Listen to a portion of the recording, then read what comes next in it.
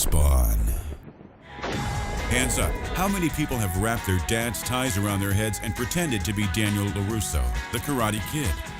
Well, if you're anything like the guys from VGM, then you probably were excited when Karate Kid was released on the NES. And if you're anything like them, you were also probably gutted when you actually played it.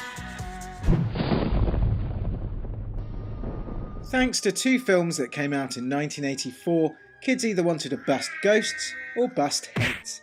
Me, I wanted to be the Karate Kid. I loved everything about this film. It had an old guy kicking ass, quotable lines, wax on, wax off. It had a training montage, and it even had football in it. Sort of. So when the game was released in 1987, I couldn't wait to get my hands on it. This was the first time I could be Daniel's son for real without resorting to wrapping my dad's ties around my head.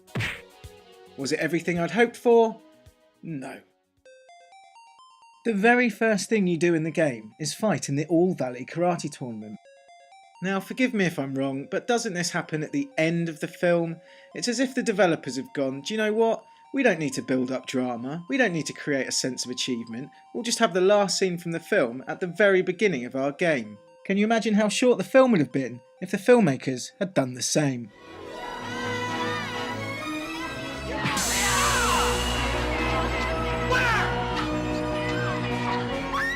Now in the film, the karate tournament had drama, action, it was tense, and of course, it had the best soundtrack in the history of karate movies. The game sadly doesn't quite manage to capture that feeling, mainly because all you have to do is walk over to the other guy, kick him in the face, and you're done. Repeat this 4 times, and hooray, look at me, champion. Except you get no prize and no nodding wink from your aged mentor, it's just straight on to level 2 and the realisation you've just been cheated out of 50 quid hits you like a crane kick to the face. This isn't a game based on the Karate Kid as the artwork and title screen suggests. Nope, this is a game based on Karate Kid 2. And who wants to play a game based on that? So instead of recreating classic moments from arguably one of the greatest sports films of the 80s, you get 3 monotonous levels from the crap sequel featuring wave after wave of ruthlessly unfair enemies that seem to have been trained at the Cobra Kai School of No Mercy. Mercy is for the weak. Here, on the street, in competition, a man confronts you, he is the enemy. An enemy deserves no mercy. What is the problem, Mr. Lawrence? I think those 2 guys over there created Karate Kid on the Nintendo. Come on, let's forget this. Wait. Enemies constantly respawn, keep pushing you back, and attack from all angles. It's basically the equivalent of being gang raped in 8-bit. This is then followed by ridiculously easy boss fights. Level 3's boss, for example, can be beaten by simply running up a pole.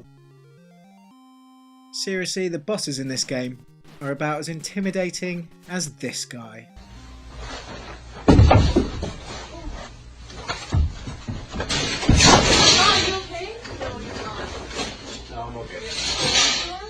Now, I am being slightly unfair because there is one scene from the original which makes it into the game, and boy, was it the one that every kid wanted to play. Stuff karate, I want to catch flies with chopsticks. Man who catch fly with chopstick accomplish anything. If you do make it to the end and beat the final boss, you are at least rewarded with that famous little wink from old wax on wax off himself, Mr. Miyagi. At least I think it's Mr. Miyagi. To me, it looks more like a mouldy egg that's grown hair. Right, I'm off to the nearest karate dojo to get the hardest looking bloke to kick me in the head, hopefully causing a concussion strong enough that I'll forget I ever played this thing. Don't forget to check out www.vgm.tv for all our latest videos, and if you have any suggestions for future retro reviews, then please let us know. Until next time then, VGM out.